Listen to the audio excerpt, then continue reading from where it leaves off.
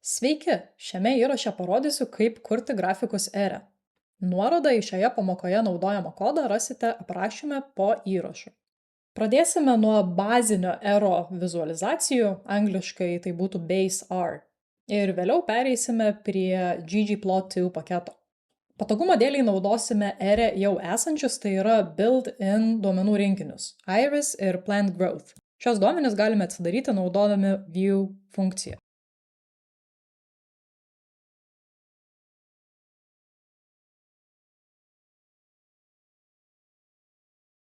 Atsidarę galime peržiūrėti, kas tai per duomenys, kiek yra stulpelių ir kiek eilučių. Jeigu norime sužinoti daugiau apie šios duomenų rinkinius, į konsolę suvedame klaustuką ir duomenų rinkinio pavadinimą. Ir dešinėje gauname visą informaciją apie tai, kas čia per duomenys. Lygiai tą patį galime padaryti su Plant Growth.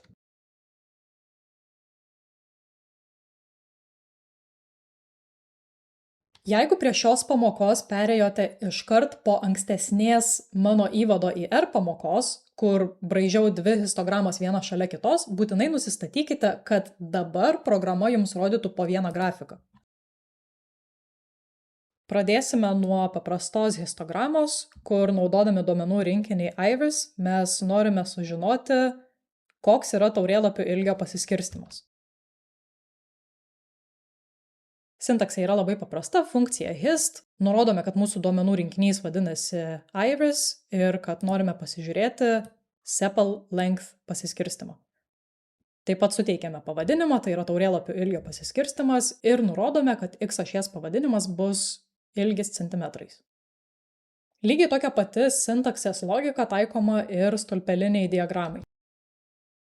Taigi matome, kad visų trijų rūšių mėginių buvo po 50. Taip pat galime nusibrėžti dėžučių grafiką, angliškai boxplot.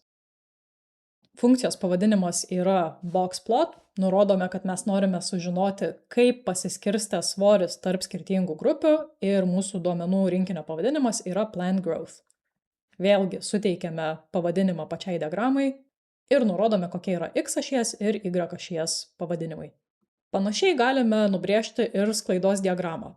Tarkime, norime pasižiūrėti, kaip atrodo ryšys tarp žiedlapių ir taurėlapių ilgio Iris duomenų rinkinyje.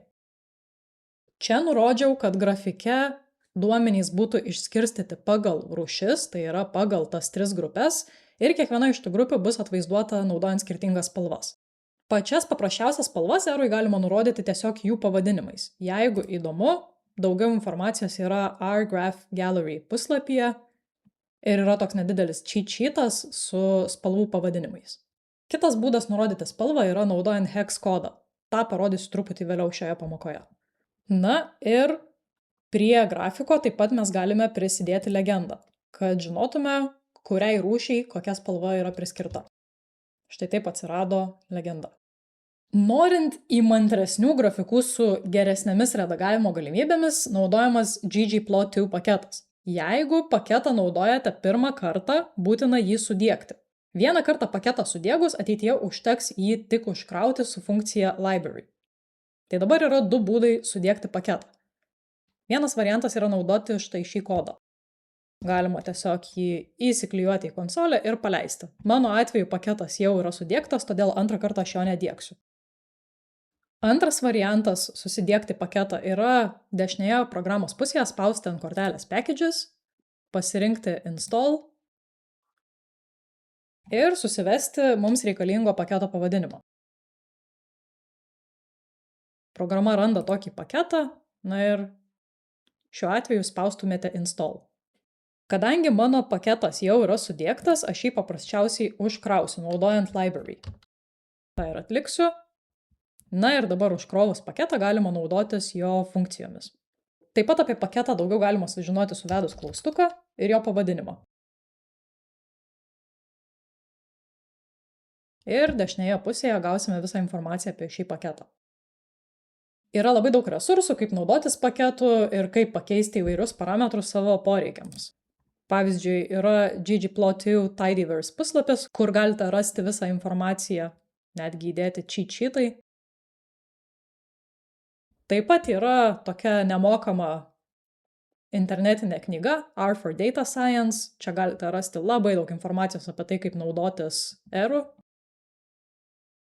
Ir yra atskiras skyrelis skirtas duomenų vizualizacijai. Ir čia rasite labai daug naudingos medžiagos. Taigi, pereiname prie ggplot2, nusibraižom paprastą histogramą, kuri vis dėlto jau būtų šiek tiek išvaizdesnė už bazinio ero histogramą. Tai jeigu atkreipsite dėmesį, šiek tiek pakeičiau spalvą, galima pasirinkti apvado spalvą, vėlgi nurodyti pavadinimus ir pasirinkti šrifto dydį. Taip pat ggplot2 turi tam tikras temas, kurios pakeičia jūsų grafiko išvaizdą. Tarkime, jeigu panaudosiu theme black-white, gausime truputį kitokį grafiką. Lygiai taip pat naudodami ggplot2 galime nusibrėžti ir stulpelinę diagramą. Kadangi čia spalvoms jau naudojame hex kodus, yra taip pat resursų internete, kur galima susirasti įvairias įdomesnės spalvų paletės. Pavyzdžiui, colorhex.com, galite spausti ant popular palettes ir galite išsirinkti kažką, kas jums patinka. Tai būtent vieną iš tų palečių panaudojau kitame pavyzdyje, tai yra dėžučių grafikas arba boxplot su 3 skirtingomis ryškiamis spalvomis.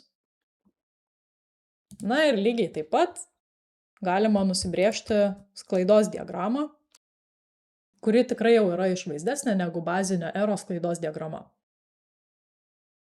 Kaip ir minėjau ankstesnėje pamokoje, pats paprasčiausias būdas išsisaugoti grafiką yra naudoti export mygtuką ir save as image. Tačiau kitas patikimesnis ir stabilesnis būdas yra išsaugoti grafiką naudojant kodą.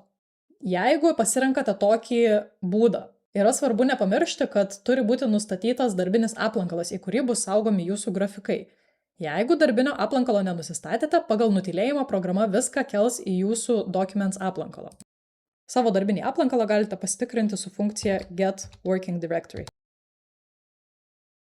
Kaip nusistatyti darbinį aplankalą kalbėjau ankstesnėme įvado į R įraše.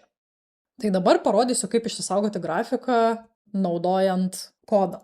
Viskas veikia lygiai taip pat, kaip ir kuriant paprastą grafiką. Vienintelis skirtumas yra tas, kad grafikui turite suteikti pavadinimą su rodiklyte.